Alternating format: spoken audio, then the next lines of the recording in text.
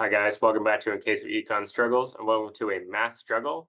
In this video, I'm going to talk about derivatives because derivatives are important in economics for a host of different reasons.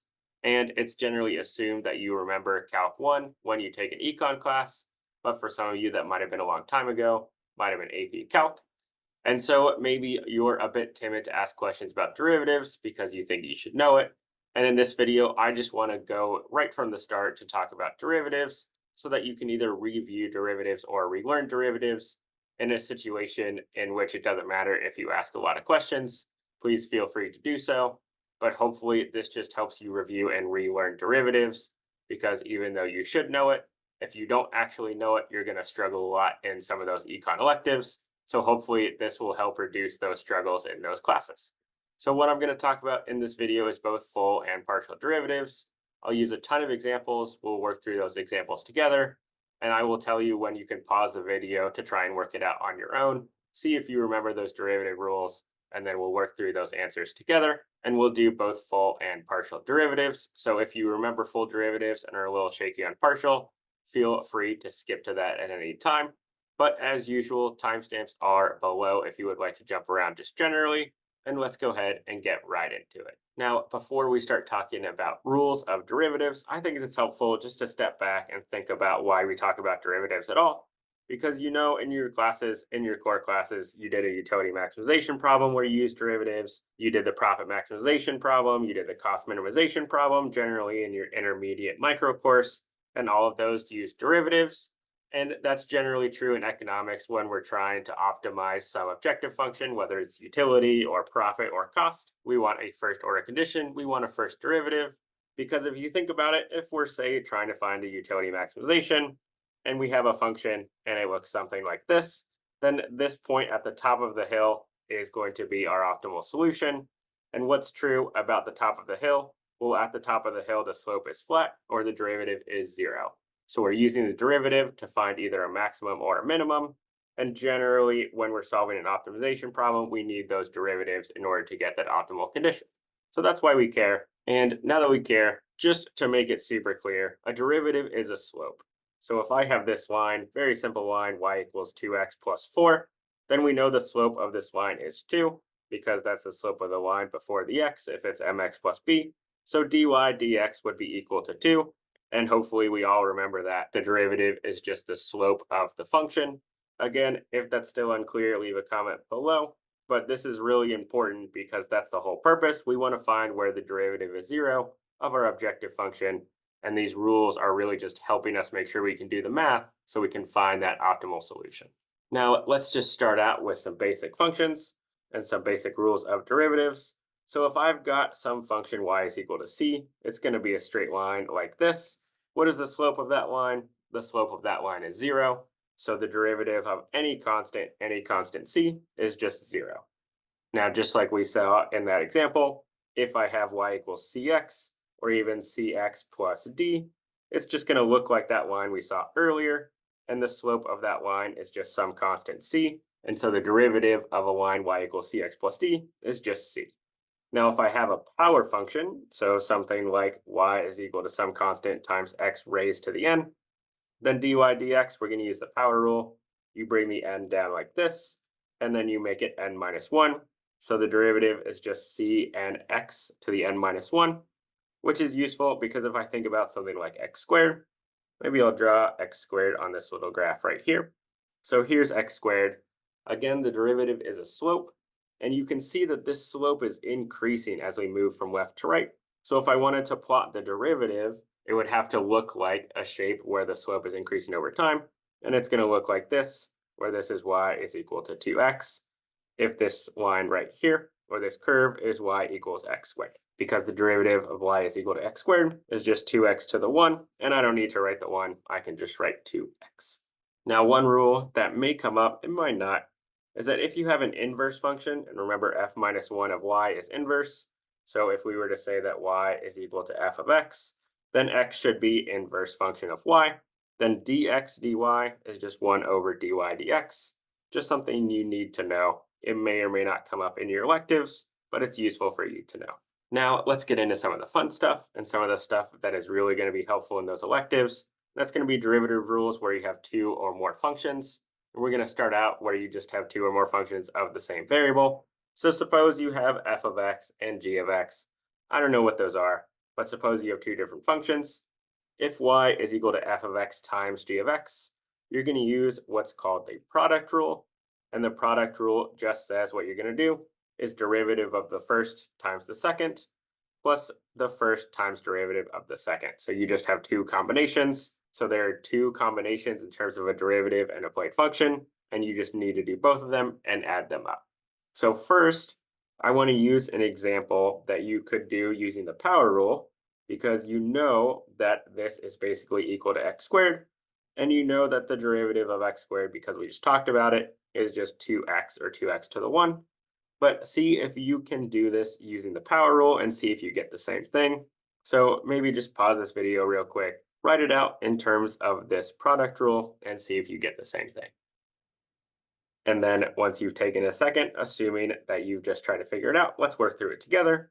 So if I'm going to do the product rule, then this right here, this first x is going to be my f of x. This second x is going to be my g of x. And so what's going to happen, maybe I'll do this in pink, is that dy dx is going to be f prime of x, which is 1, times g of x, which is x, plus f of x, which is x, times g prime of x, which is 1. And so that's going to be equal to 2x. And indeed, we get the same answer that we knew we were going to get because we could have also used the power rule on this function.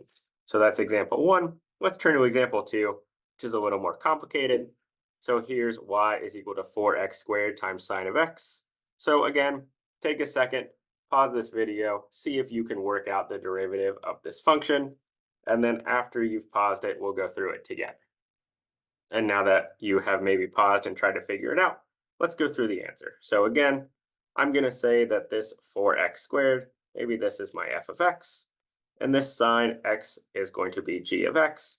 I don't think you're going to need to know the derivative of trig functions for your econ elective. I've never seen it come up. I was just trying to think about fun functions, and so I can make it really clear which one is f of x and which one is g of x.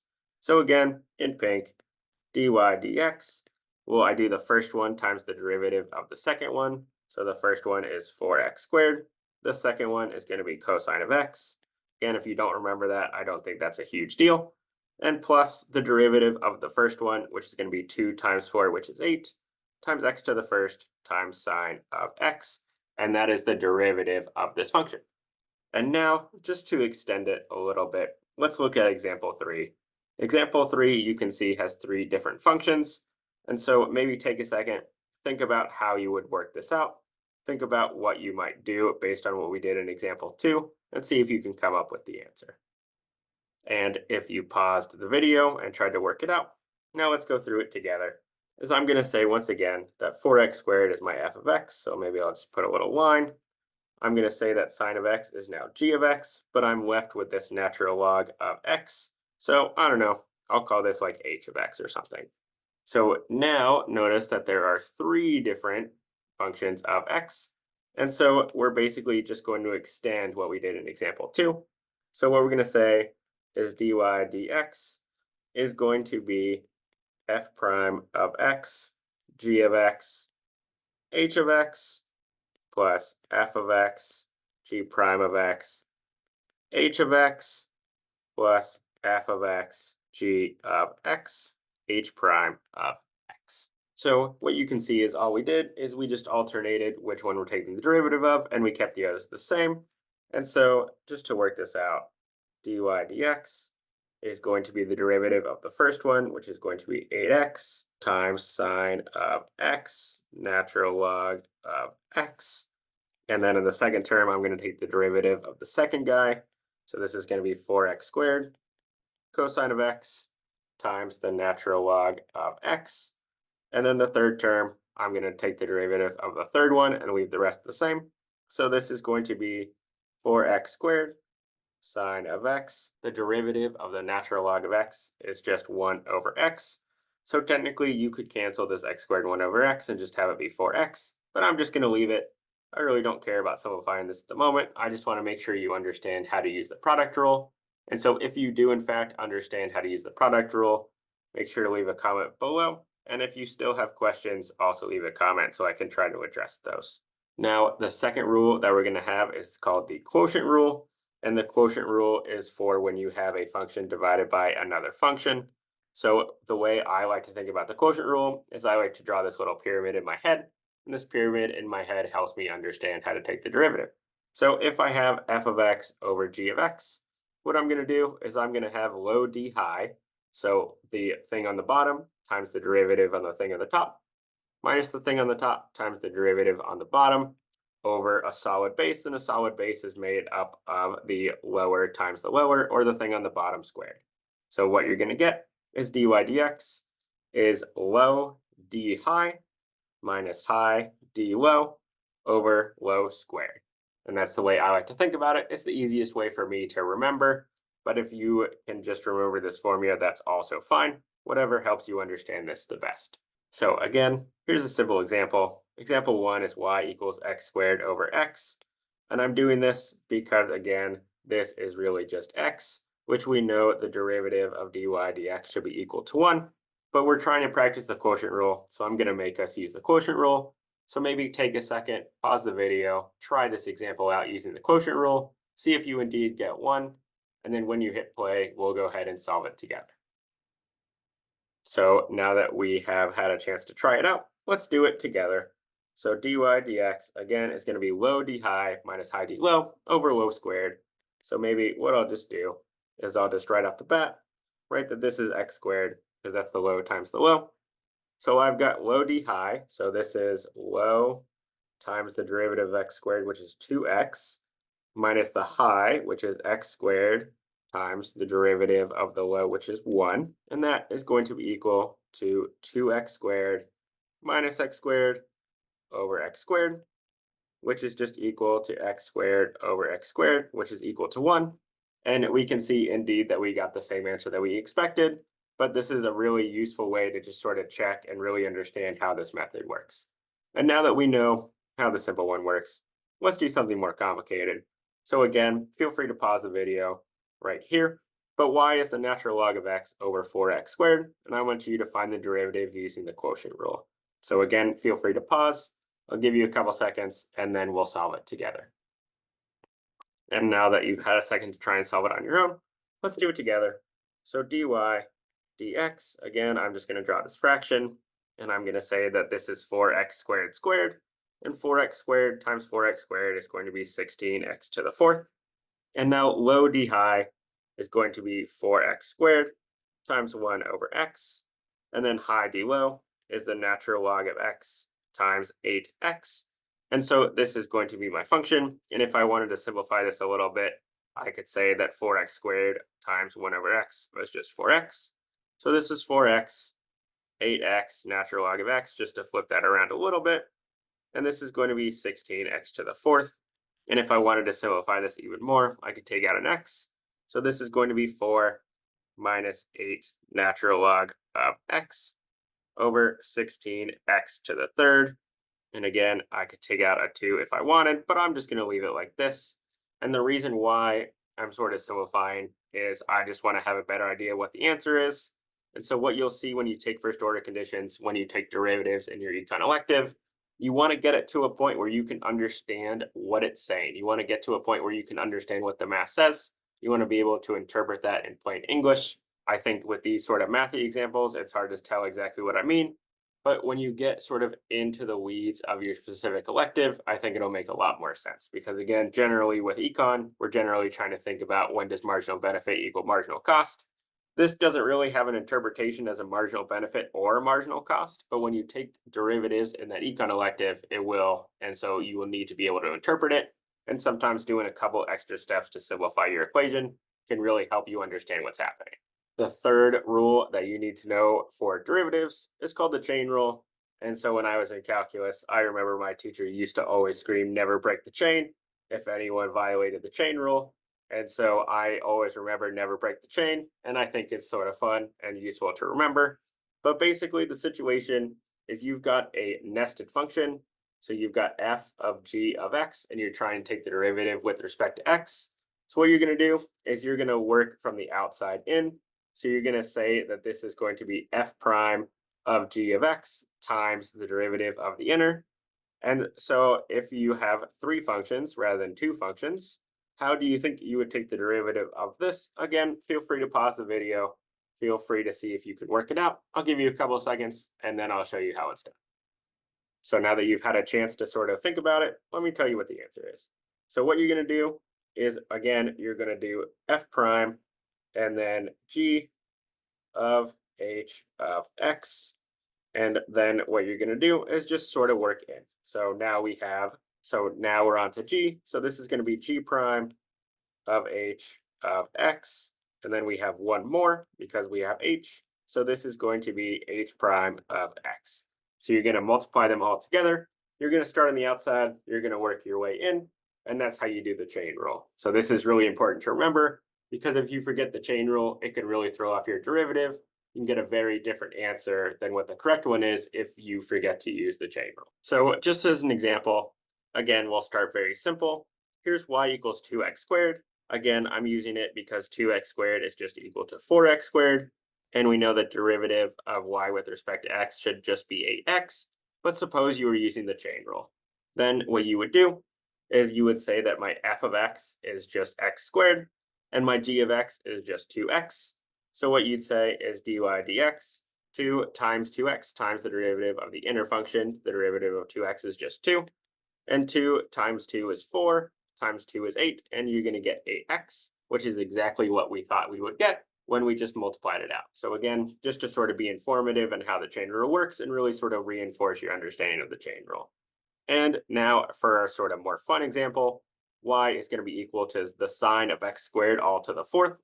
So take a second, see if you can identify the different functions of x, see if you can take the derivative using the chain rule, give you a couple seconds, and then we'll do it together. So now you've had a chance to do it, let's just go for it. So dy dx, first of all, I'm going to say that my outer function is this sort of x to the fourth function. So this is going to be equal to 4. This is going to be sine of x squared. And then I'm going to put brackets around it and say to the third. My inner function is sine of x squared. The derivative of that is going to be cosine of x squared. And then finally, I have x squared, so that's going to be 2x. So just to sort of recap, I took this outer function and I said this is f of x. I said that the sine function was my g of x. Sorry, it's getting a little small. And I said my x squared was my h of x. So I had three functions. And I started on the outside and I just worked my way in. And that's how I did it using the chain rule. So again, comment below if you have questions or this isn't making sense. But hopefully you will now understand the chain rule and you will also never break the chain. And then lastly, just to be a little more complete, if you are just adding or subtracting functions, it's super easy. You can just take the derivative of each function, add them up. So if I, for example, have y is equal to f of x plus g of x plus h of x, then my derivative is f prime plus g prime plus h prime.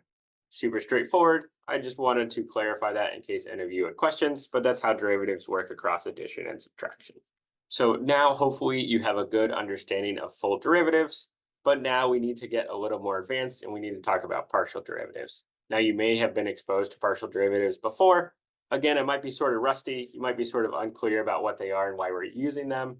And again, no worries if you don't quite remember. That's what this video is for. So as I'm going through, feel free to put questions in the comments. Let me know if something is particularly hard to understand. But let's just start sort of from square one about partial derivatives. Now, partial derivatives, why are they useful?